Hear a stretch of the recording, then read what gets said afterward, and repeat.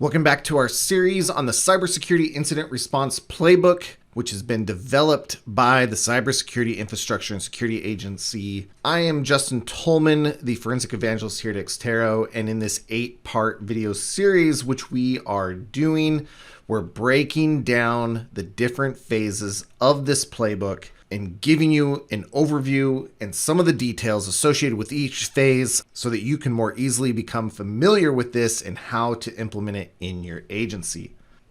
This is episode 4, and we're going to cover containment. If you haven't seen the previous episodes, you can see the dates that they were posted. Go ahead and subscribe to this channel and you can go back and check the previous episodes. I recommend that you check those out and then jump back in here to take a look at containment. All right, let's jump into learning about the containment phase of the incident response playbook. So first off, we have our playbook here with only contain activity highlighted. And I understand that it's part of these other phases here, part of detection and analysis, but containment is maybe one of the most, if not the most important part of this whole thing. So while this section is small, it is not one to be ignored. So what is the objective of the containment phase of the playbook? Well, the objective is to obviously stop the spread of damage and to reduce the risk and the data loss that is happening or potentially going to happen within your network. So what you want to do is, of course, remove access. You want to expel any intruders from your network, those type of activities. However, there's two things that we're going to cover. We're going to cover the considerations when doing this, and then we'll cover some of the activities that you need to go through to accomplish this. So let's start with the considerations. First off, you want to make sure that you don't make your situation worse. You want to make sure that you're not destroying data or corrupting data, or that in the process of trying to restrict access, trying to close down and preserve your data, that you in fact open things up or possibly damage the way that your agency can function. So it's a delicate balance here of being able to restrict the access of any intruder and expel them from your network, as well as maintaining what is necessary mission operations. Some things can obviously be taken down, but other things may not be able to be taken offline. Sometimes you have to take things down no matter what. One of the things that you need to consider when locking things out, shutting down resources, etc., is how long that's going to be down. You may need to communicate to different agencies, different organizations, if their missions are going to be impacted by the shutdown of certain processes. So just try to determine how long something will take when you come to this containment process. Also remember that part of the playbook for handling these incidents is the ability to forensically collect data and then analyze that.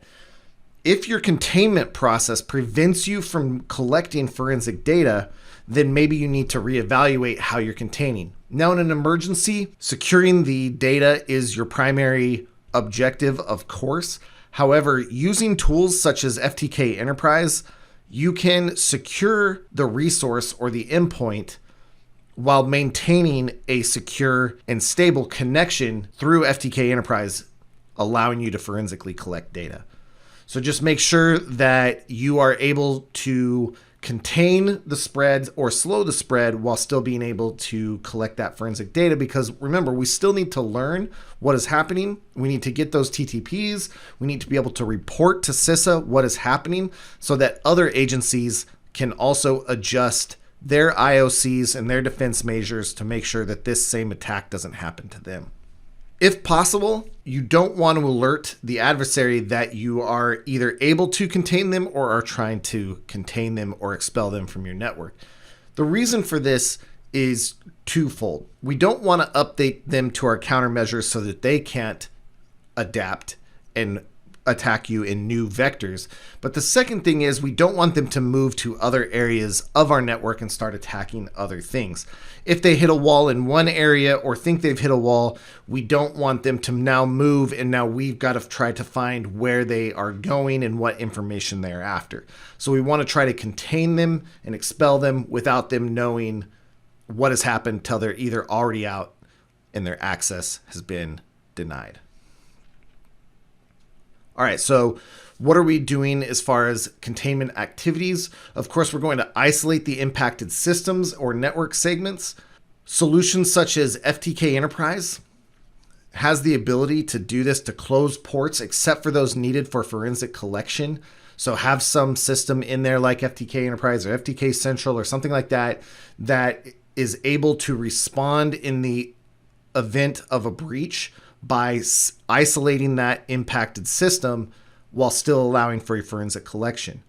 One thing that you should also consider and be sure that you're aware of is the need to update your firewall filtering. Again, you want to slow that spread. You don't want other gaps to start appearing within your network. You also want to start changing admin passwords, keys, and account secrets. Of course, if they're in your network, they found some gap. It could be a hardware, software gap, of course, but maybe they've broken a password, social engineered some information, or things of that nature that allowed them to get in. By changing this information, you now remove that attack vector from the adversary. If you're in an advanced environment, of course, and you have sandboxes implemented within your network, try to divert them into that. That way you can study them in a safe environment. However, this is for advanced only. Of course, the priority, again, is to protect the data, protect the mission, preserve the integrity of your network, and expel the adversary. So if you're already set up for this or have the skills and training necessary to do this sort of thing, absolutely, because it'll allow CISA and the other agencies to learn from this attack. However, remember the priority is secure the data. All right. So again, small section in the playbook, however, very important in the overall mission, because again, we're trying to secure our network and protect the data. So containing and preventing the spread of any malicious actor is very, very important. So thanks for watching this week's episode on containment. We'll be back next week with the next episode, which is going to cover eradication and recovery.